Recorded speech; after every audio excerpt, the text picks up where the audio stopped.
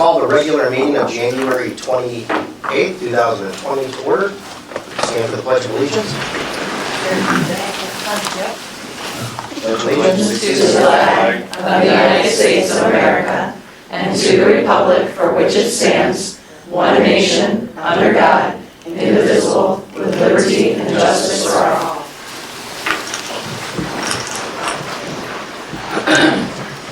roll call. Larry Armstrong, Sean Douglas, Here. Michael Howry, Here. Michelle Hayes, Here. Gene Sensi, Here. Is there a motion to approve the agenda? I'll move. I'll second. Any discussion? Roll call.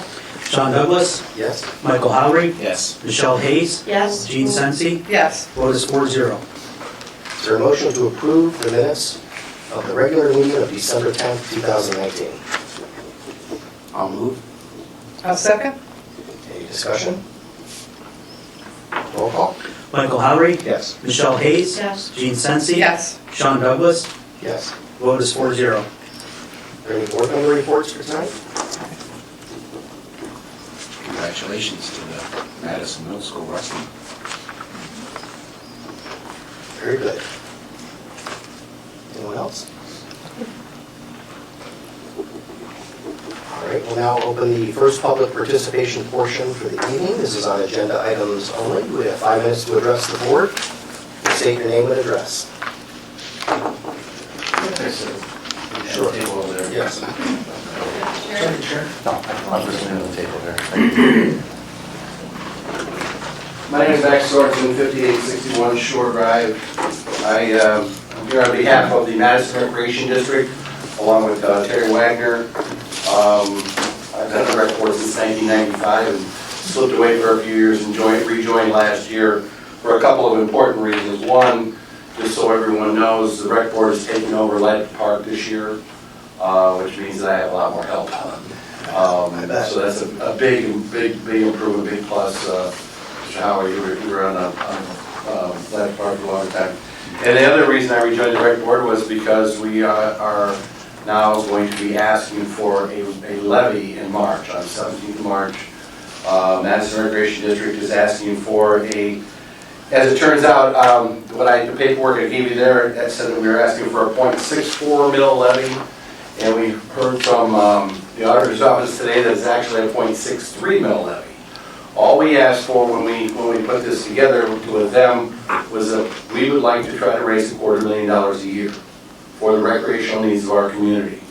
Everybody in this room has been involved in some form of recreational needs in our community, and the biggest problem we have is funding for whether it's to get fields ready and things like that, right down to funding disappearing and things like that. And that was something that I was real adamant about. You get somebody that takes over a league, whatever league it might be, and they might do a really good job, and they move on when their children move on, and somebody else takes it over, and you don't always get what you had before. And then treasuries disappear, and we've had a couple people, and Madison is no different than any community. Everybody has their dirty little secret, so to speak, where people went to jail for embezzling money. With a rec levy, we have all the money for all the recreational needs of our community coming into one rec district. We have 2 very fine treasurers in Terry Wagner and Laura Hopkins that are, every 2 years when we get audited, they've done a great job. Well, Laura just came out with us, but Terry's been with us for a while, passing our audits with flying colors. So the money is spent where it's supposed to be spent, and that's something that we have all struggled with every year, is where are we going to get the money? And we just don't have the funds to make improvements to fields and stuff like that. And we also don't have a central person, a rec director, because we can't afford to pay for one, who can organize and keep things flowing in the right direction in every organization, in every league. Now 2 or 3 of the leagues, the youth leagues right now, have come to the rec board and said, we want you to be our fiscal officer. And more are coming every day, it seems, so that we're handling their financial services so that the money's being spent properly. So I'm not gonna read what was on the front of there. You guys can read that. The things that we've done looking back in 2019, As you can see, we've worked with the trustees on various issues. We have a new Madison Joint Recreation District headquarters over at Stanton Park now that we use as our own home. We're adding to the event series. It's not just the September Fest in the village and the Christmas in the park and things like that. We're adding Light at the Park and a half-timber fest and outdoor movie series and we're not just recreation. We're about the arts. We're about the senior center. We're about dog parks. We're about everything that has to do with recreation in the Madison community. So if you look on the back there are short-term goals. And I guess I should say we just had some new numbers came to us today. We were saying that a 0.64 mil levy was going to cost the owner of a $100,000 home $64 a year. Well, that's not true. It's actually $22.50 a year. For us to raise that $250,000, we can. So we're talking less than $2 a month.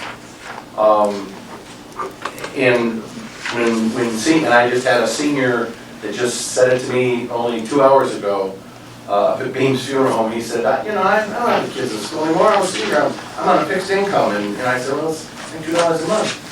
And I asked him, I said, how many fundraisers do you go to a year for your children, your grandchildren, your friends' grandchildren, or whatever? You're spending more than $22 a year on fundraising and stuff like that. And to be quite honest with you, the businesses in the community give fundraiser donation to death. By mid-July, they're all kind of saying, oh my God, another one, so we'll kind of, I mean, I'm sure there's still going to be some other fundraisers and stuff like that, but we will be able to eliminate those kind of things and control how the money is spent. Financial stability is the key ingredient here. We're not struggling to raise money. We're not having multiple fundraisers and falling short. In the early 90s, I ran men's softball, and we had to have 3 fundraisers to raise enough money for lights for the softball field at Township Park. We fell short the first year. We came through again the second year. So those are all the things that we can make happen for our community. Our intermediate goals, one is with the passage of a rec levy is to hire a recreation director. Most of you folks know Mike Smith. He's the recreation director at Perry, and I've been picking his brain about what they're doing so that we can kind of hit the ground running with a good functioning director that can do a good job for us. Affiliated programs, background checks, registrations, the marketing, financial services, the reduction in fees. Today, if your child wants to play football, I don't remember, the numbers are like in the neighborhood of a couple $100 a year per child. The fees, if we pass this rec levy, are going to be $25 per student, and the rec board picks up the rest. Now you're talking about midget football. You're talking about high school football? No, well, this is non-high school, non-school stuff. Now, where we want to work with the schools is in improving facilities and stuff like that, where we can spend money. There's things we cannot do. But to be able to improve facilities, and that's in our long-term goals, working with each of the political entities. For those of you who don't know, the rec board actually is made up of 3 entities. It's the township, the village, and the schools. It was formed in 1985. There's 3 members that are appointed by the township, 3 members that are appointed by the village, and 3 members that are appointed by the schools. And then the rec board itself appoints 3 at-large members. So we have 12 members on the board. So each of the entities none of the entities financially contribute because your budgets are tough enough as it is. So that's part of the reason we want to go ask for our own funding. And the contributions for upgrading parks, recreation facilities, and to partner with the schools for tennis courts and track, and partner with the township for Township Park and Tuttle Park and Stanton Park, partnering with the Village for a dog park and senior center, and also partnering with Rabbit Run for their needs in the community. So we're asking for your support. If you have any questions, I'm glad to. Is this the first time you've put up the levy? This is actually our second try. The first try was in 1995. The first year was first 2 months I was on the rec board. We were asking for a rec levy, and we failed. Not terribly bad, but we were up against the school levy to build the football field in 1995. And so everybody was more interested in that at the time and less interested in supporting our rec levy. And we've kind of stayed away, tried to mind our own business, so to speak, Right. for however you want to put it. And this is the first opportunity that we've had where we're not really competing with a lot of other stuff. I know there is a county school board levy on the ballot, but that's the only thing we're competing against. So we're hoping that the community will support us in this. So this levy would help with softball, Everett softball, basketball? basketball, baseball, football, hockey, soccer, all the leagues. Youth And- wrestling? Youth wrestling. I mean, literally, the 12 members on our board, we almost right now have somebody from every organization, which is great. Did you say soccer? Soccer, yes. I know soccer's always sort of been on the fringe of the... Right, yeah, and Paul Cook, who's in charge of soccer now, he supports us and he comes to our meetings, things like that, but because he works for the township, he's a township trustee, or township employee, he thought it might not be a good idea to be a member of the rec board, but he's obviously supporting us and we're supporting them. Okay.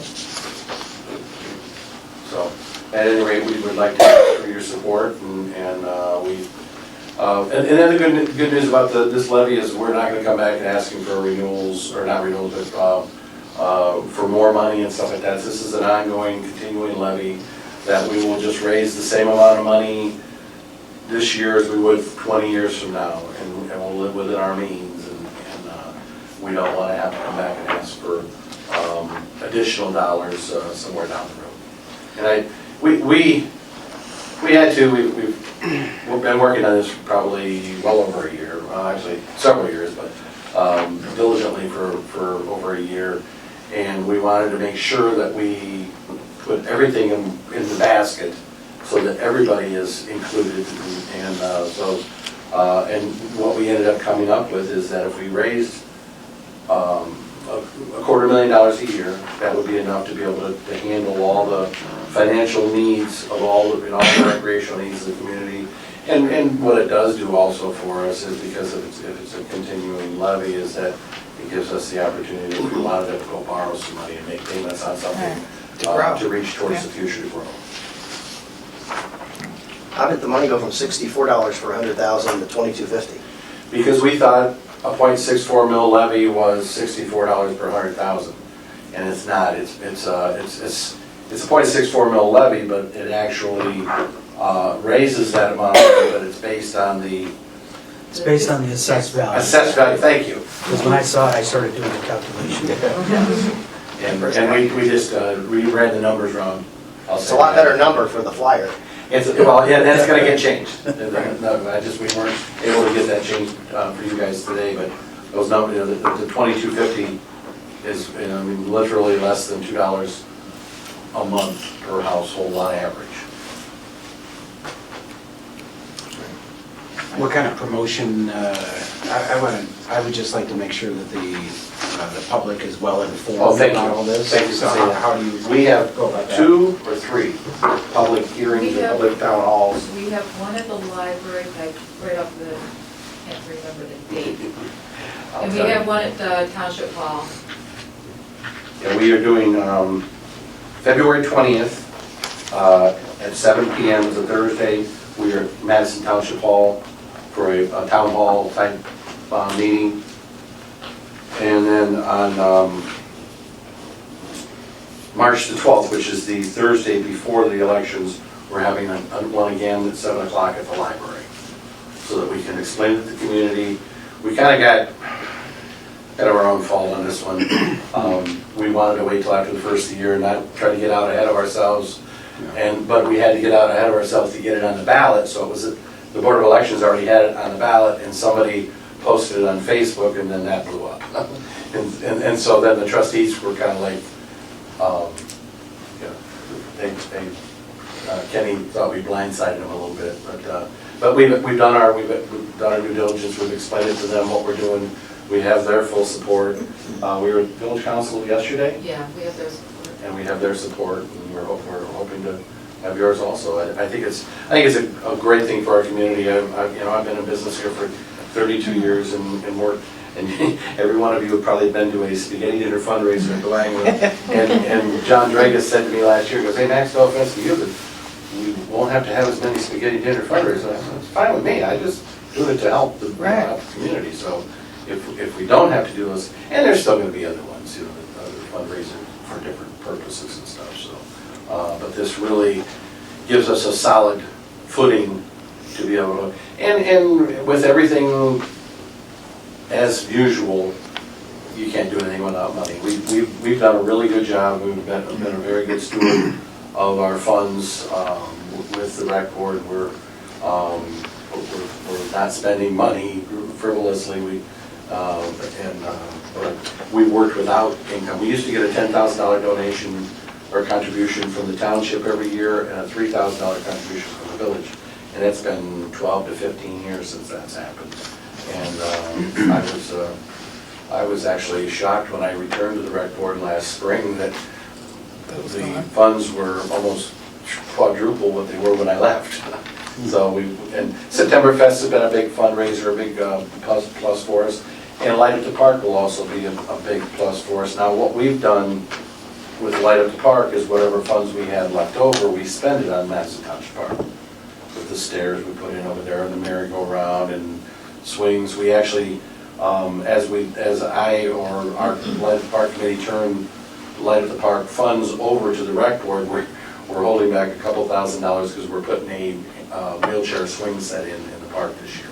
Oh, That's nice. And, somebody posted that on Facebook last year and said, "Max, are you listening?" And we were already on it. We already got a price on it. So the township's all in. They're willing to let us do it. So it's a good thing. That's a real good thing. Okay. Well, I can't speak for the board, but you have my individual support, absolutely. Thank you. For sure.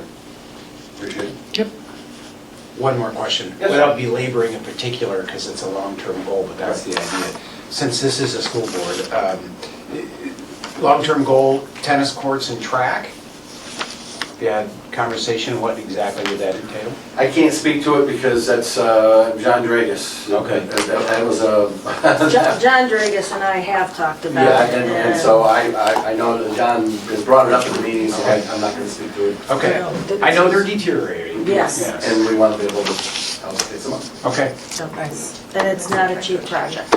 So to have a partner in, to help us with it would be huge.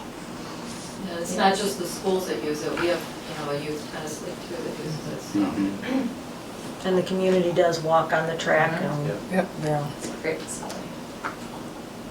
I know how hard you work. You've been in the community for a long time. As I said at your fundraiser, you must be a glutton for punishment. You're getting back on the rec board, but thank you. I appreciate that, a lot of work you do. And Terry, I know you as well, so thank you. Carrie me. She's so scary. So Max, what are you up to now with these fundraisers you've done with these spaghetti dinners for helping the community? We just passed the $1.2 million mark after last year. We average about 40 of them a year, and they average, actually, I always say they average $2,500 a year, which is $100,000 a year in 12 years. Wow. But literally, one we just did a couple weeks ago, That's was amazing. $7,500. Effortlessly. Amazing.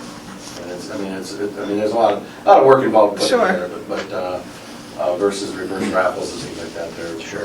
And It's we're amazing. very proud of that. And it's something we've been able to give back to the community in a somewhat painless way on our behalf.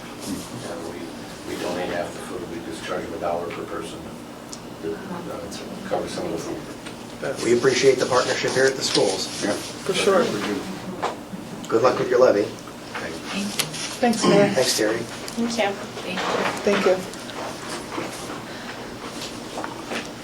do we want to have the students do their presentation? And Costa Okay. Rica? Hands are up.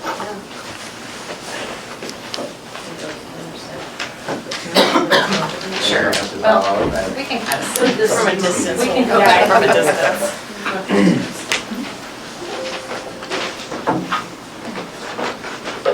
Just got to sign, logged out. Notice the time on that picture. Oh, What time did we meet at the airport, lady? 3:30 a.m. A lot of smiles for free. Yeah, it really is. Is there a light that we could hit? Yes. And this is the group that you yeah, had heard it's about the Costa Rican trip, and you asked if they could come present at a meeting, and here they are. Go ahead and introduce yourself, please. I'm Reagan Elliott. I'm Michaela Hurst. And they're both freshmen. Yes. Great. Okay, so that's the group. Oh gosh, I hope I don't mess this up. There we go. I'll just speak to EF. We travel with Education First, and we really thank the board for approving these trips. Kelly and I have both been really impressed with this company. They have physical buildings in every country that they travel to.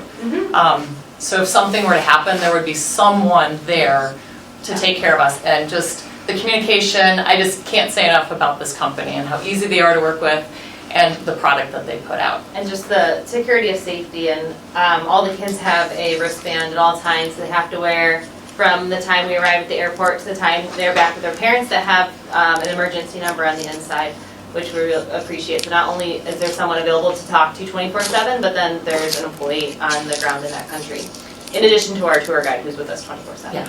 And it just, I can't speak enough. I feel so secure taking kids on trips with this company.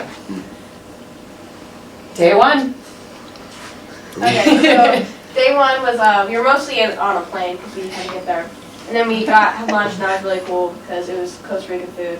And then we did a walking tour of San Jose. We basically just learned like the history of the city and of Costa Rica itself. And then we took a run because we were part of the cross-country team. And then we basically were at the hotel the rest of the night. And then, so here's some pictures of that.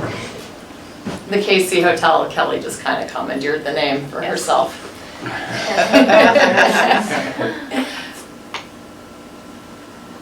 Day two. We went, the second day we went to Arenal. Arenal Yes. We took a coffee tour, and like, I don't know, it was really cool because you got to learn how to like make, how they make all their coffee and stuff. Then we went to waterfall. We visited a waterfall and coconut. Remember we got coconuts, we're buying Oh, coconuts yeah. with the coconut And water. they used Yeah. a machete to open them. So that I was do really have a exciting. picture of that, Kelly got too. We also got to hike up by a volcano to see like a bunch of a volcano. And I can kind of just go, oh, we have the not so hot tub. This is, the hot tub. so those are baby bananas Yeah. on the left there. Isn't that crazy that those become little bananas? Not just little baby bananas, but real ones you can eat. And there's the coffee plantation. And those are coffee beans on the concrete. Oh, wow. We, and Helen Ray, the student in the middle of the males there, he did a coffee bean angel in the picture on the right, so that was exciting. So all that coffee that you drink sits out on concrete for 10 days?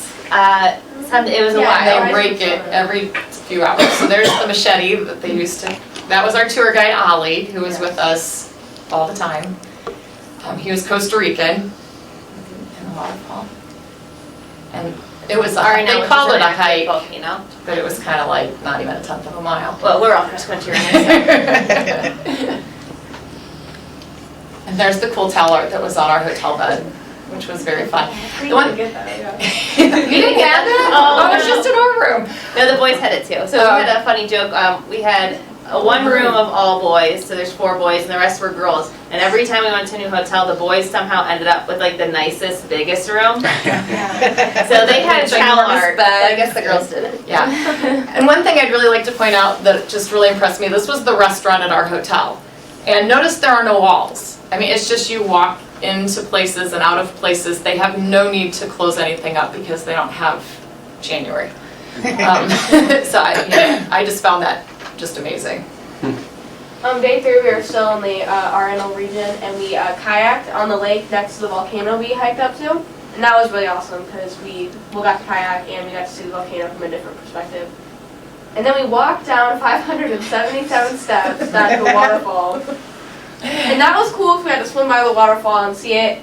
Walking down and up was not very fun. It was shaky. Yes. And they were in shape. Yeah.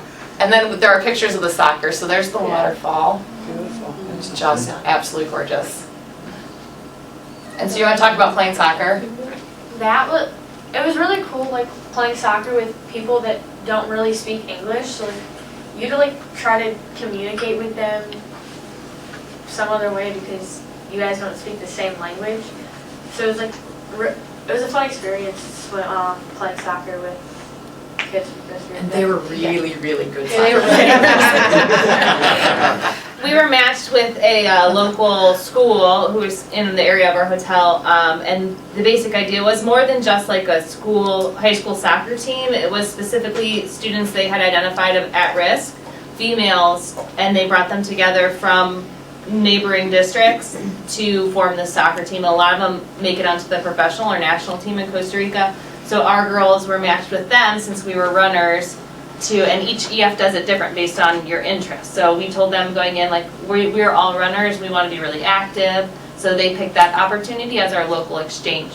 And it was perfect because there was a track. So while we were not coordinated at There's our run jump. on the soccer field, we were taking breaks running. So they felt much more comfortable running around the track. And then did you guys go on the chocolate tour? Yes, I did. Good. And, yeah, we did. That was cool. We got to learn how they grow cocoa and then make the chocolate. And answering that question, cacao beans don't taste good. No. If you can see the look on Kelly's face. The end product was much better than the raw. There's a lot of sugar added to that. And then this was just such an amazing place. It's beautiful. Talk about all the hot springs, yeah. The hot springs, and there was just a lot of different hot springs, and they were powered by the volcano and heated by the volcano. And it was just really cool because it was very relaxing. And it was a resort. I mean, Yeah, it was great. yeah, this was just fancy, and we got to be a part of it. Yeah, it was fun. And then Monteverde, which was my favorite place. I included that sign, ladies. Would you like to read that sign? The middle one is in You English. cannot put the toilet paper in the trash can and not in the toilet. Wait, put the toilet paper in the trash can and not in the toilet. Thanks. So, yeah, it's a very American thing to put toilet paper in a toilet. That does not happen outside of the United States. Some people really struggled with that, remembering, and plungers were required occasionally, but it was an interesting learning experience for everyone on tour. Yes, it was a hard habit to get into. This was just scenery as we were driving. So pretty. And it's just the most beautiful place in the world. I would move to Monteverde. Oh. And farm tour. The farm tour. And the oxen they use them to grind, to run the wheel. And the wheel was actually made in Ohio, which I thought was kind of neat. So it's Ohio, USA there. Huh. Which I thought was pretty cool. We were excited. Yes. Oh, yes. Oh. Oh, whoa. Braintree Vipers, oh my. Oh, yeah. Yeah, we saw the tarantula. Oh yeah, like there was like a whole, on this night hike, there was like a whole bunch of like weird animals and like, it's kind of scary walking through the thing thinking that there's a bunch of poisonous animals above you. So like that green snake, I'm pretty sure is poisonous. Yeah, But we were like, it's the most poisonous snake in the world. I'm like, we walked and someone looked up in our group and they're all like, oh look at there's a snake. Everyone like backed away from that area where Yeah, but we had a tour guide though, and it was really fun. And they taught us about all the different animals and all the different like stuff that goes on at night in the rainforest. we got to see like a tarantula, which is kind of weird and creepy. It was a very cool experience, but it was We probably were, yeah. the scariest It thing was, we did. it was a little scary. We were broken up into smaller groups just to be able to see more and move through the dark more efficiently, and we each had local guides, obviously, with us. Different groups saw different things, but I think cumulatively in Madison we saw a lot of those scary snakes. tarantulas, scorpions, a couple groups saw a sloth, which was really It was cool. very cool, and it was very fast moving. We had to run to get to it, which was kind of ironic. Isn't We that, learned that- kind of oxymoronic? They, Yeah. Yes, well, we learned that they come down from the tree canopy once a week to do their business, and we caught him in the moment. So he was coming down the tree, and they had radios, the guides, and they one of them saw it and notified our guide, and we ran, and we were running our GPSs because we're runners, and We we ran. need to know how far we were going, of course. But we ran about almost a half a mile in the dark to find this sloth, and we just caught him, so it's really cool. 2-toed sloths are faster than 3-toed sloths. And then more time in Monteverde, this was like the craziest. This was thing. probably this was probably like my favorite day. I can't really decide what my favorite time was, but we went ziplining, do like the trees and stuff. And, it was And that's so a much picture fun. of our hotel from the I balcony. love it. We stayed in some really beautiful places. Our hotel for that was, it downpoured one night, the night that we were there, and like all the rooms are metal, so it like stays cooler inside the rooms and stuff. So when it downpours, you could hear it, and the rooms, so like Miss Barton like stayed across in this side of the hotel, and like it's not really connected to this side, and most of the kids stayed on this side of the hotel, and she could hear all of us talking. Like we were whispering and she could hear us. And I heard, don't let Mrs. Barton hear that. Take the notes. I went out and talked to them about that one. This is our whole group getting ready to zip line. Yeah. And there's us zip lining. Cool. It was really, really neat. And unlike in America, how did you have to brake? Do you remember how to brake on the zip line? What did you have to use? Yeah, your hands. Yeah. You With just the slowed glove. yourself down. Using the pulling down, Instead of like a man, yeah, you used your hand to slow down. and They we, spoke They Spanish. they spoke Spanish. They knew quite a few phrases like "Hola bonita" and "Pura vida." So that we talked to them for a long time after. That was really cool. She did. She did most of it. And this is the cloud forest, and we were really hungry when we were hiking through this cloud forest But it was a because it was pretty well past forest. lunchtime. But lots of green, and then we got up top, and you can tell it's a cloud forest. I mean, it was cloudy. I noticed we're wearing coats, or now we're not, but Yeah, we you were. think of Costa Rica as being this warm tropical place, but in the elevation and where we were at, it was actually really pretty chilly. Yes. And this is us planting trees. Yeah. That was fun. Yeah, we got to learn about how like an organization there is planting trees to help Helped like the stop deforestation. Yeah. And we got to plant our own trees. And there's us dancing. We had a dance lesson. You guys want to talk a little bit about that? It was interesting. It was fun. It was really fun. We learned 3 types of dances. Do you remember what they were? Salsa, Mm-hmm. and then there were 2 other ones. Hurry, exactly. You nailed it. So it was really fun, and the whole group. I mean, we had a good time. They're chasing an iguana Oh, I see it. there. Yes. So this is when we went to the Pacific Coast. We can just kind of go. You can talk about each. This was the aerial tram. Just kind of like an open air ski gondola, just through the rainforest. Yeah, it was pretty cool. You got to see all the different they would point out like they saw any lizards or birds, and it was cool. But your hands had to stay inside because if you touched a tree, it could be poisonous or whatever. That's when we did. We went to the beach, Sorry. but we weren't really allowed in the water, so we did beach yoga instead. It was absolutely gorgeous. It was the beach. very Yeah. pretty. Oh, and the monkeys. The monkeys would like to steal food and stuff because like we had packed lunches for that day. So you had to make sure it was like hidden in your bag so the monkeys wouldn't take it. One monkey took a juice box straight out of someone's hand and started drinking it. And like you had to shoo the monkeys away from your bags and stuff when we were up on the picnic tables. They were very bold. We had to keep a guard to literally chase the monkeys away from our stuff. So. Yeah, they'd unzip book bags and everything. This was our last day of doing stuff. We went on a crocodile tour, which was really cool. Yeah. We saw a lot of crocodiles. Oh, wow. Yeah, and we were that They were close to them. It was a little frightening.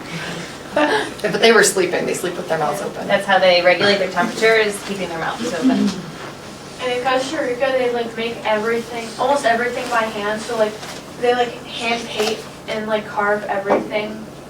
So this is just a couple pictures of them painting stuff. And then we came back to San Jose for the last night in the same hotel we had stayed in the first night. And we just hung out there for. And we went to the folklore evening. Oh yeah, we went to folklore night, which is when we got to watch them do like traditional dances and songs. Cool. And then that was us leaving. Our last day, when we woke up and we were flying out, we had a little bit of time. We decided to get one more run in. And if you look at the picture, there are a few unfamiliar Madison faces because we were matched with other students from South Carolina and Iowa. And by the end, we had some kids from the other groups running with us, so there's a couple of them in that picture, they came out with us. So That's cool. they really made some new friendships, which is And like that, special. Yep. pairing up with a bunch of, like, two different schools is kind of fun. Like, the South Carolina one were middle schoolers, so it was weird, but like, I think they were more behaved than the Iowa group, because the Iowa group is like seniors and college kids, so. Yeah, but both groups were very nice. Yeah. Our next stop is Peru, Nice. June of 2021, and we appreciate the board being supportive of these trips that we get to take kids on. We actually have the Italy and Greece. Oh, that's right. With Julie Bach, That's right right. before us, but yeah. This is our trip. Yep. So thank you for your time. Thank you. Thanks for presenting. Nice. How long was the flight? 4.5 hours. We flew to Atlanta, and from Atlanta flew in. Yeah, we actually picked up another student who had moved from Madison to Atlanta, and we met her in Atlanta, and then she flew out with us.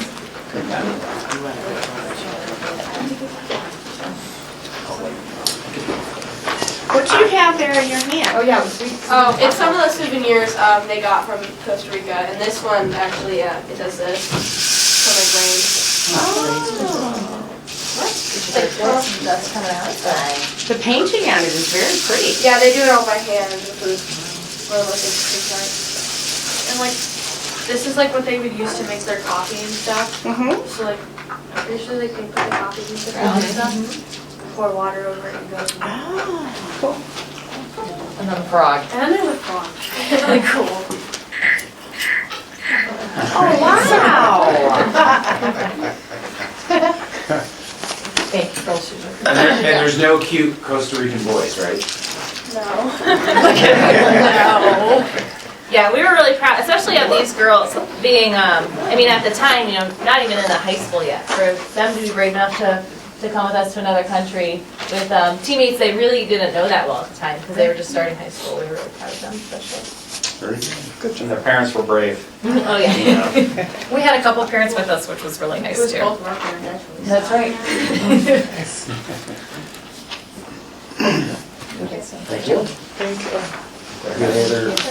Any other presentations, Angela? That's it. Is there anyone else who would wish to address the board on agenda items?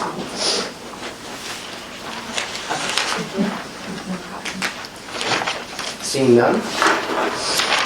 Reports and recommendations of the treasurer. Well, we go from the fun of Costa Rica to the fun of school finance. Want to come along? I didn't think so. So before we get to the items in the agenda, I do have a couple of brief things to talk about. First, we filed the Bureau of Workers' Comp School Safety and Security Grant. I think I filed it yesterday. It's going to pay for part of the cost of 168 new interior cameras, and if approved, the grant will fund $40,000 of that, which is about a third of the overall cost of the project. So we're hoping to get it. If for some reason the BWC doesn't grant it because they've run out of money, we're hoping that they just continue to fund it year after year. So if we've missed this round of funding, we will wait and resubmit when more funding becomes available. And then at that time, we will order the equipment. It'll take about, from the time we get the grant to the time they're all installed, about 7 weeks between ordering and receiving the cameras and then mounting and making sure we have the correct cabling to make them all work. The biggest thing is it's going to allow the first responders to have access to our cameras, which they don't have right now. They can, but it kind of crashes the system. So it will put all 5 of the buildings on the same camera network, so they will have access And to they're all of them. cloud-based. And they're cloud-based, yes. So the storage doesn't become as much of an issue because it condenses the data when it sends it up there, and we still have access to it in real time. So if there were an incident at the schools, the police would have access to see what's going on now. Yes. From their location. From as their opposed to location. In the school district. And possibly even from their vehicles if they have Sure. access to data. So, and that's something that we don't have, we do have it now, but it doesn't work real well because of the firewalls and everything else that we have within the school to keep other harmful type of traffic off our network. So that's the first item. The second is the real estate tax rates were just released. Madison Schools continues to be the second lowest taxing school district in Lake County. Perry's the lowest at 23.8 for operational and for all types of levies. They only have operational levies. They also have a nuclear power plant. Madison is next with 30.32 mills for operations and 34.32 for all levies. The difference between operational and all levies is we have the debt associated with the 2010 bond issue. We have a permanent improvement levy, and we have a half mil capital improvement levy that's associated with the new buildings. So we continue to do a lot with the lower tax rate. And then finally, as Max had pointed out, we do have the joint financing district renewal back on the ballot for March 17th. If you recall, this is a levy that is four school districts, Painesville City, Riverside, Perry, and Madison. It failed in November.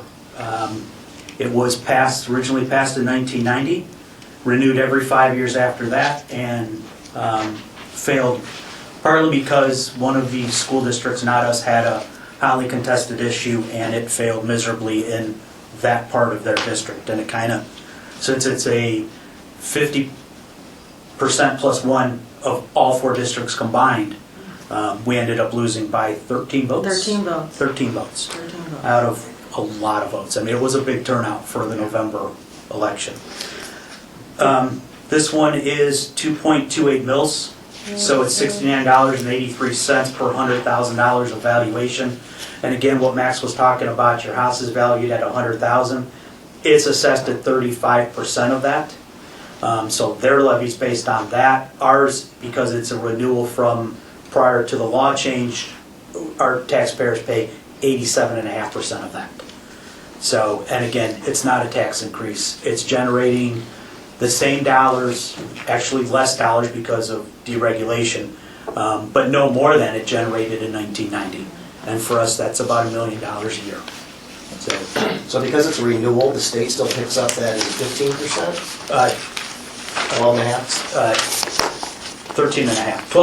12.5%, yes.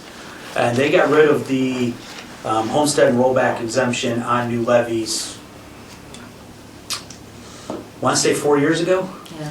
Because I think the joint financing district was, we were trying to figure out whether we wanted to put it on new at that time, and it was, if we put it on new, it won't go.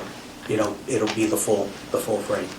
So that's just the state asking the local taxpayers to pay even more towards their local schools. Okay, the district that it failed in, have you had communication with that district? Are they addressing the issues? Yeah, we've had numerous meetings between the four district superintendents and treasurers, and it was just an anomaly that happened. It was Riverside and Concord. I mean, that's where it failed enough that the other districts couldn't pick it back up. That hadn't happened before. They don't have that type of issue on in Concord. They do have an issue on in Leroy, but I don't think that will affect it at the same level that the Concord one did. They were not happy about the new fire station, and they came out in droves to vote no. And I think that carried over into our levy. Are the other districts also going to be campaigning to try and? Yes. Okay. Yeah, there's a joint campaign that everybody's agreed on. All the mailings are going to be just a little different, but they're going to carry the same message.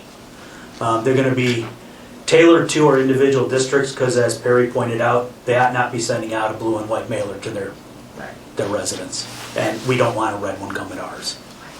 So, But basically, yes. yeah, basically the same message. Same message. So territorial. No black and gold, Just no in different whatever. colors No and no going red and there. black for Same Kansas message, City. just different colors. Right, right. Any other questions on any of those three? No, thank you. All right, so I'll get on with the items in the agenda. The first is to approve the financial reports for all funds, the fund-to-fund transfer report, and the check payment register for December 2019. I'll move. Second? Any discussion? Roll call? Michelle Hayes, Yes. Gene Sensi, Yes. Sean Douglas, Yes. Michael Howery, Yes. vote is 4-0. And next, I think, is a record for donations, so Definitely. sit tight. The next is to accept the following donations. A donation of Walmart gift cards and a tablet from Alan and Jennifer English to Madison Middle School to be used for students in need. Donation of a Madison High School alma mater banner from Hudson Family Signs to Madison High School to be displayed in the gym. A donation of $500 from Rick and Vicki Collins to South Elementary School to be used for holiday joy for families in need. Donation of gloves, hats, and mittens from Madison Garden Club to North Elementary School to be used as needed. Donation of $400 from Sarge and Sue Smith to Madison Middle School to be used for Santa Streaks programs. Donation of $500 from Susan Leach to the Robert J. Leach Memorial Scholarship Fund. Donation of school supplies from Madison Seventh-day Adventist Church to South Elementary School to be used as needed. And a donation of school supplies from Madison South Seventh-day Adventist Church to North Elementary School to be used as needed. Donation of labor from Fargo Machine to Madison High School for the Athena Robotics team. Donation of fleece blanket kits and holiday kits from Hearn Plumbing, Heating and Air to South Elementary to be used for kindness projects. And then a donation of gift cards and or cash to the Madison High School Santa Streaks program from the following. Chapel United Methodist Church, Cleveland Clinic Madison office, Lil Hooper's, Richard and Vicki Collins, C. Morrison, John and Robin Channels, Elena Rebes. Rebsa. Rebes, I had practiced that too. Amanda Tidman, Evans Quality Meats, Frank Polivka, Rose Ann Hutchinson, Crowfoot and Frank Crowfoot, Madison Kiwanis, Breeze and Rhonda Johnston, Rose Smith Wellbaum, Kathy Greenwood, Barbara Rubeck, Mary Paquin, the Osbornes, Lillian Powell, Laura Haynes, Joe Hudson, Compadres in Madison, Sue Lavilla, the Moretti family, Mr. and Mrs. John Fulmer, Mr. and Mrs. Michael Nove, Madison Booster Club, Madison High School cafeteria staff, Arch Cutting Tools, Cindy Frania, the Petro family, Joe Novak, Central Congregational Church, Karen Simonek, Mr. and Mrs. Randy Sale, Pioneer Waterland and Dry, I think that's fun part. Yeah. It's like easy when you say that, easy. Yeah. Kevin Carey and Madison Aiken, the Ottermans, the Welch family, the Albert family, Mrs. Natalie Meshkenbush, the Culinary family, Mrs. Michelle Repolog, Mrs. Susan Burkholder, the May family, the Weaver family, the Gorse family, and the Pura family. Yes. Wow. I'll move. One second. Any discussion? I just want to thank everyone for their generous donations.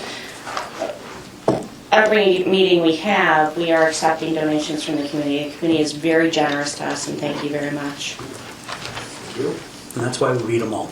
Yes. Right. Any other discussion? Roll call? Gene Sensi, Yes. Sean Douglas, Yes. Michael Howery, Yes. Michelle Hayes, Yes. vote is 4-0. And that's all I have tonight. Thank you. All right. This is school, we're coming to the end of it, but we've only had a couple meetings, so this is School Board Recognition Month. And so each year in January, the Ohio School Boards Association recognizes members of boards of education for their service to public schools. Without those in the community willing to step up and serve in the capacity of board members, public schools could not exist. On behalf of the Ohio School Boards Association and the residents and community of Madison, thank you for your dedication and service. And when I was in Columbus last week and OSBA was there and gave their presentation, they said their longest serving board member has 58 years of service to their Board of Education. There are also several high school seniors that have service to their Board of Education. So they range from 18 to in the middle of 90s. And literally there are people that are picked up from nursing homes that go to their board meetings to serve. So it is an important job. As public education is more and more under the microscope and serving as on a board with so many challenges, we couldn't do it without you as a team. So we have for you this evening, from Mike and I, candy and roses, and I know last year, I know the wives got some roses when they got home. It just looks nice on the table to have everybody to have the roses. They're really beautiful. They really are. May I ask where you got them? Daughters. Oh, they do wonderful work. We It's got beautiful. daughters. Thank you. Thank you. Thank you. So thank you for your service. So that is one of the things that obviously we recognize, and we did, notice the new poster, planting the seeds of success, because that's what we do each and every day. And as we have teachers here, we work in partnership. We may not always see eye to eye on everything, but we all work in partnership, I think, to do the best for these kids in this district. And it takes every one of us in this room to help our students succeed. And so we have quite a lot of things going on. Remind you to mark your calendars. We did have an error in the newsletter because Susan couldn't read my handwriting. Project Unified is February 13th, not February 15th, February 13th. But again, that's where our high schools kids put on a basketball game for our students with special needs, and it's always a huge turnout. And we are very lucky that this has become a part of our culture and our community. And I know Dave's going to talk a little bit more about PBIS tonight, but it is a big part of our positive behavior intervention support program, where we have those kids coming together to recognize everybody. What time does the festivities start? It usually starts right around, I think, 10 or 10:30. 10:30. Is that when they start bringing the kids down? Okay. So, but I will put it in another update so that you have it. So that is, coming up. I can't believe we're to February already. A lot of things going on in the school. Dave is going to, you can talk about tutoring and all, but our third grade tutoring program is going to get started here for those kids that need extra intervention. And I know Dave's put a lot of time with Jovette putting binders together so that we have a consistent curriculum for those kids that need that extra push to get across the third grade guarantee. Madison Public Library worked with us to get some books for our teachers to be able to work. That's awesome. Nice, that partnership continues. Yeah, so we've got a lot of good things going on. Dave. Okay, I really have three brief items to update you on. The first two are regarding the work of our district leadership team.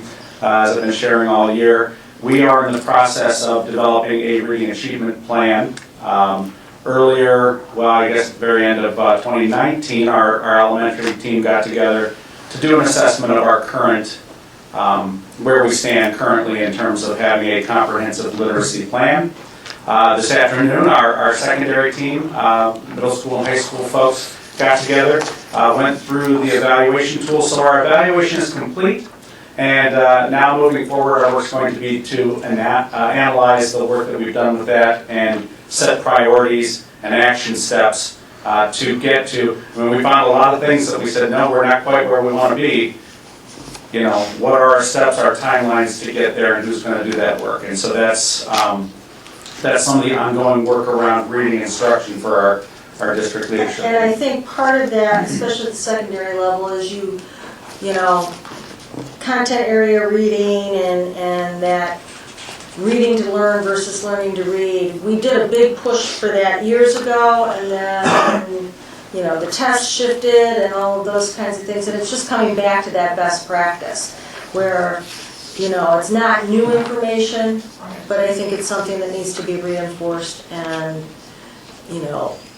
a core part of our plan, because most of those tests, even though, you're doing content work, you've got to be able to read and understand the questions to do well on them, so. Yeah, so much of what we access in life, we read, and our students too. So a social studies teacher has to also be a reading teacher to help students to be able to access that information. So how we help those folks, I think is going to be a big emphasis going forward, especially for secondary.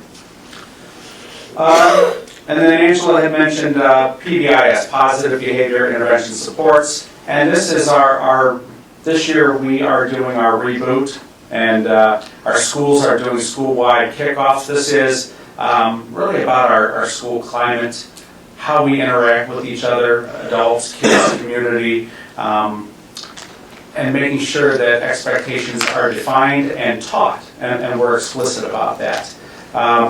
So the latest building that did a school-wide kickoff was a high school on Friday, and it was a fun assembly. They showed some fun videos and had a cameo appearance from the actor who played Kevin in The Office. Actually mentioned Madison High School and talked about Mr. Fisher, so it was kind of cool. And Mr. Whaley took a pie to the face from one of the students. It wasn't a gentle pieing either. So he was a great sport. I thought he might go in the concussion protocol.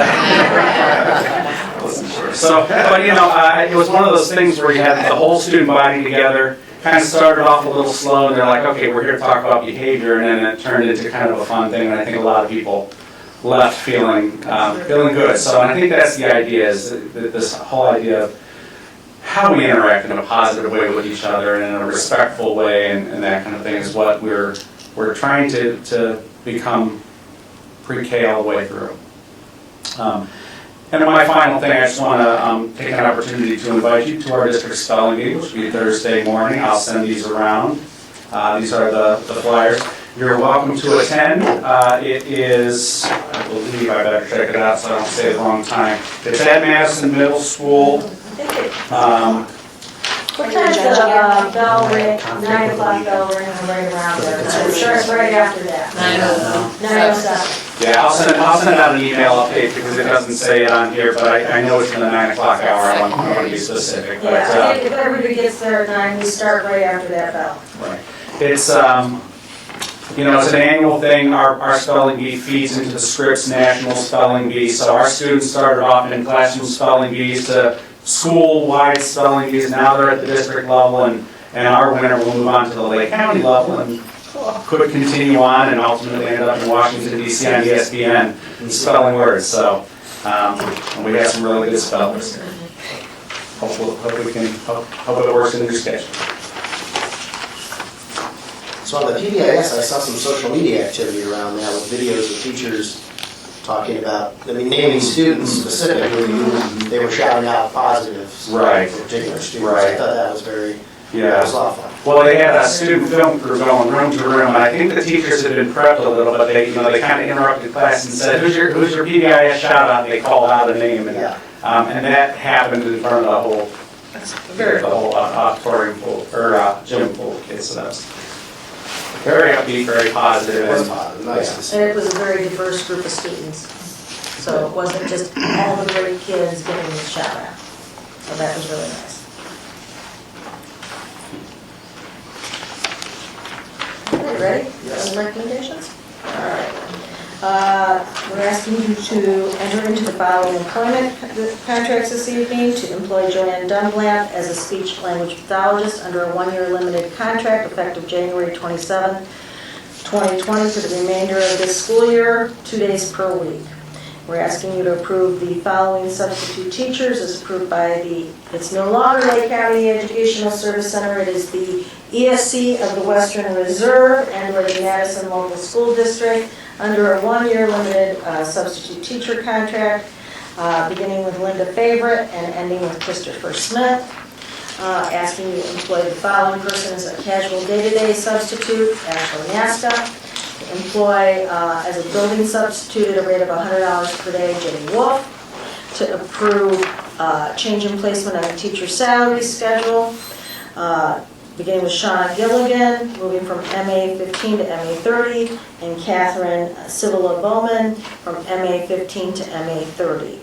And then we're asking you to approve the non-certificated person under a one-year limited personal service contract for the 1920 school year, Steve Couch for MMS Drama. I'll second. Any discussion? Roll call? Sean Douglas? Yes. Michael Howery? Yes. Michelle Hayes? Yes. Gene Sensi? Yes. Vote is 4-0. Okay, the next item is a resolution opposing the State of Ohio Ed Choice Scholarship, in parentheses voucher program. And this is asking you to make a statement that we would share with OSBA, BASA, and our legislatures. If you want to do a motion, then we can discuss. Yeah. I will move. A second. Any discussion?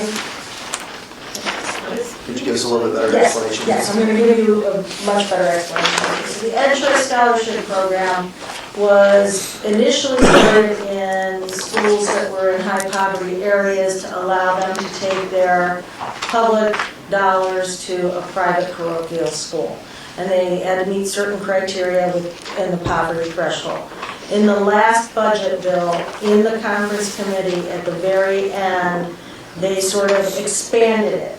So it's now gone from 191 schools to 1,200 schools in the state of Ohio. I think every school district in Lake County has a school or schools in this Ed Choice criteria. Our school is the middle school, and that's due to some of the report card issues with that building. So they've expanded it so that what will happen is the kids in the middle school, if they wanted to go to a parochial school, if their families wanted to send them to parochial school, I think it's about $4,500 that would go to whatever that parochial school is. High school, it's $6,000. Right now, that does not impact us, but the way this current legislation has been written, if a child has that money in the middle school, then they can take it with them to high school. So we are not quite sure what our numbers are at this point. We know that there's about 11 that go to St. John's and Ashtabula, but we have to check all the other surrounding Catholic schools as to what those would be if we have students there that would be eligible. So right now, we have 11 that go, and their parents fund that, the parents. I think some are on special needs, the autism or the John Peterson scholarship. We have a couple kids that go that route, but. And as a result of this bill, we are now going to be supplementing that. We could, if they don't change. Now, they are under a very tight deadline in the Senate and in the House right now, that this has to be happened by February 1st. Well, they didn't come back from a recess until yesterday. They started hearings today on an amendment that was not the amendment that was proposed last week, that still has some impact, but I don't know what that impact is to our district. But, obviously, when we're also looking at financial issues, this is very important to say that we can't afford to lose any more of our resources anywhere. And we aren't being funded for these kids. It's unlike open enrollment where we do get some funding and then send it out to another public school. We don't get any funding for these kids, so it's straight local taxpayer dollars heading out of our district. They say it's state funding, but it's not. Right. And every meeting, that Mike and I have been at, whether superintendents, treasurers, or I went to the legislature committee meeting last week, this was a big topic because it's got a wide net. It's got a wide net. Seems more understandable in those districts that are really, really, really struggling versus standard school districts that are up and down a little bit, like most school districts. Right. I mean, every Solon, which is one of the top districts in the state of Ohio, has a school in their choice now, based on some criteria off the report card. Which is the new report card. That's what, a year and a half old, 2 years old? 2 years old, which they're looking to change again. Right. I wish they would attack it though at the point that's the problem, which is the report card. Because there are students that benefit from this in Cleveland and things like that, you know, I wouldn't, it makes this very ambivalent for me. I understand. Well, change the measure every 2 years. Right. I wonder why you don't meet Right, that. well, yeah. Moving target. Right, it's not consistent. Any additional discussion? Roll call. Michael Lowry, Abstain? Michelle Hayes, Yes. Gene Sensi, Yes. Sean Douglas. Yes. Vote is 301. All right, and on the consent calendar this evening, we have several items. One is to enter into a partnership agreement between the Madison Local School District and Lakeland Community College to provide college credit plus services effective May 18th, 2020 through May 17th through 2021. To approve Vince Primer as a consultant to the MHS Freshman Boys Basketball Program, effective December 1st, 2019 through February 28th, 2020, at a rate not to exceed $2,400. To approve the programs listed below and as found on file in the board office for the educational options for Madison High School students, effective the 2019-2020 school year. One is independent art, cooperating teacher Eric Head, Becca Martin, the student, independent art, cooperating teacher Renee Farina, Alex Barone is the student. To approve the settlement agreement between the Madison Board of Education and the parents of a special needs student and provide the superintendent and treasurer authorization to carry out the specific terms of the agreement. And then to set the following preschool program tuition rates, including the sliding tuition fee schedule for the 2020-2021 school year effective August 1st, 2020, pursuant to Board Policy 6152. And it's 4-day, 5-day, out-of-district fee of $5 per month, program fee of $20 per year, a late fee of $5, and then the sliding scale as listed. And there would be no program fee for those, and there would be a late fee. I'll move. I'll second. Any discussion? I would like to note that on the preschool fees, this is an increase in tuition. It's the first one, and we went back, I mean, Mike, we couldn't find the last time that we've done it, so it's about a 10% increase. And there's the elimination of the 2- and 3-day program. Okay. Roll call. Michelle Hayes, Yes. Gene Sensi, Yes. Sean Douglas, Yes. Michael Lowry. Yes. Vote is 4-0. That's it. That's it. Now, in the second public participation portion of the evening, wishing to address the board can do so on any item. State your name and address, please. Hi, I'm Paula Youssef. My address is 5212 Greenbrier Lane. I had a question in regards to the school calendar for 2020-2021. When will that decision be made, and has there been consideration to move the date out a little bit for starting school? We are in the process of putting the draft together. We have moved it a week later, so it's, we're looking at like an August 18th start date for students.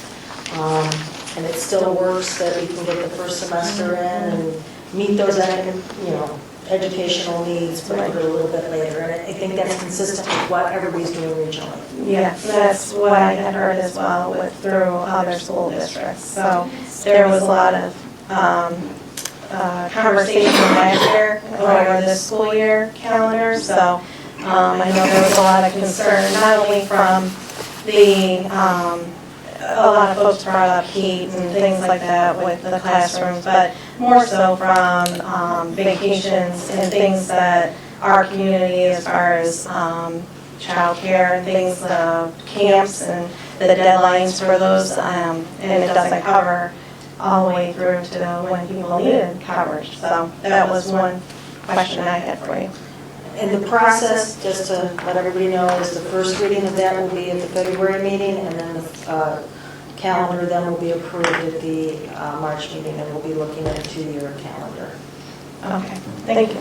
And so can you just explain in general why school districts have generally moved up the whole process of vacation? Yes, because a lot of it does revolve around our favorite subject, state testing, and when they set those windows. So, you know, we've moved it up in August because there's the semester that they have to do the state testing at the high school, but then also having more instructional time before state testing starts in April at the elementary level, to have those kids in class longer prior to doing that testing. Because then once the testing's done in May, there's a shorter window, and then you do graduation and the end of the school year. But it does revolve around state testing, and we have had conversations with ODE about those windows of when they, if they could, you know, work with school districts to make it so that if we wanted to go to a later start, we can, so that we still have the same number of instructional days. So much is based around the state testing. In order for us to do well, just like you see on the agenda tonight, this Ed Choice program, where if we don't do well on our report cards and this overall students doing well in testing, it can affect our funding, which affects our ability to educate the students. So much that the Lake County Fair, after 50 years, moved the date of the fair, because most of the districts had done what Madison had done, was move the entire vacation up. And everybody's starting vacation earlier, but then of course ending. Right. So it's, you know, I share the same concern that you do, but you know, we're just reacting to the rules that are given to us and trying to make sure that we educate our students well, and then are able to give the students the best chance that they can do well on those tests and district-wide. So we keep pushing with the state to try to loosen those things and move them back, make them more flexible, so that we can make better decisions that would affect families in a better way. But right now, we're sort of locked into what we have to do. Excuse me.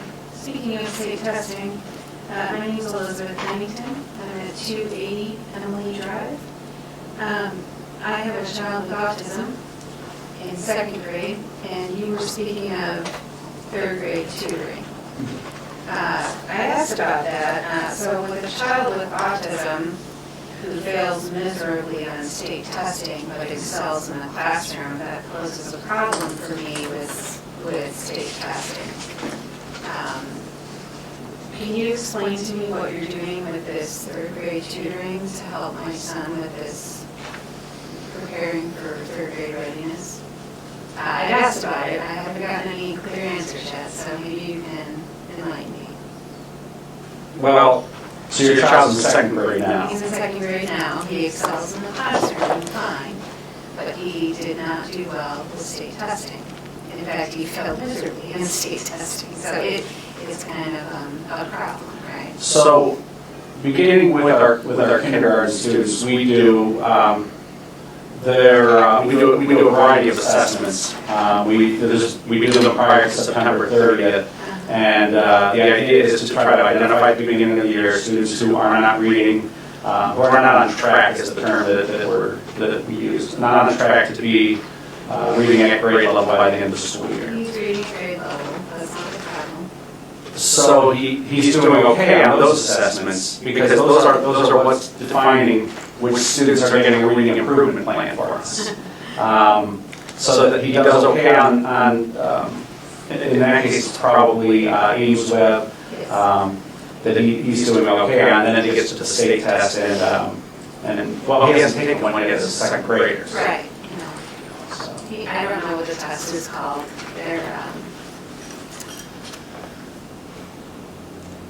There's a number of different assessments that our elementary teachers are using, but they're not state tests. They're vendor tests that we use as a way to try to identify who may be struggling. I forget what the tests are called, I'm sorry, I know that he does. Iowa, we give Iowa Start?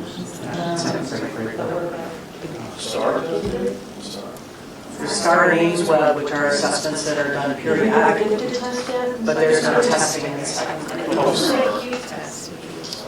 Now, that may have been part of his evaluation, his multi-tiered his multi-factor. Yeah. I mean, they're assessments too, but they're not state testing.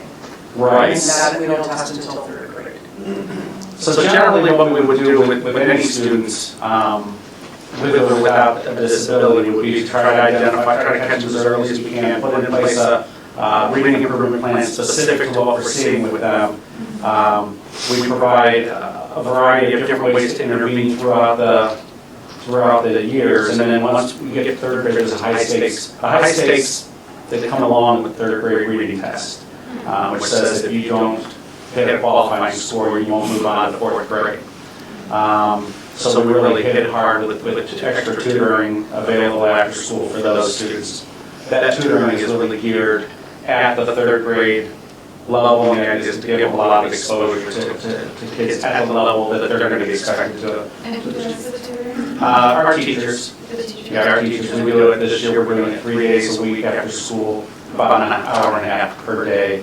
Do you have a program in place at the high school and the middle school levels as well? No. Or is this specific to third grade? Yeah, this is what we're offering now. In prior years we have, but we haven't for the past couple of years. So that's what we're above and beyond. At any grade level, we expect our students to have opportunities. We try to meet students where they are and help them to grow. Some students have to grow maybe more to catch up, try to close that gap. But, without specifics, it's really hard to say, what's happening with your child. But I'm glad I talked with you about that and help you to try to find the answers specific that you would like. Well, I think it's also important to point out that at middle school and high school, we don't have a formal program, but we do have students that tutor other students that need it. I did inquire. They told me they would give me a call back, and I have not received that. That was in September. Make sure Mrs. Smith has your, please. If you stop and see us afterwards, we'll get information, we'll help you make sure that you find what you're looking for. Thank you. Yes. Anyone else wishing to address the board? So then we need for executive session. We do, and it would be for number 5. Is there a motion to move into executive session for matters required to be kept confidential by federal law, rules, or state statutes? So moved. I'll second. Any discussion? Roll call. Gene Sensi? Yes. Sean Douglas? Yes. Michael Howery? Yes. Michelle Hayes? Yes. Rose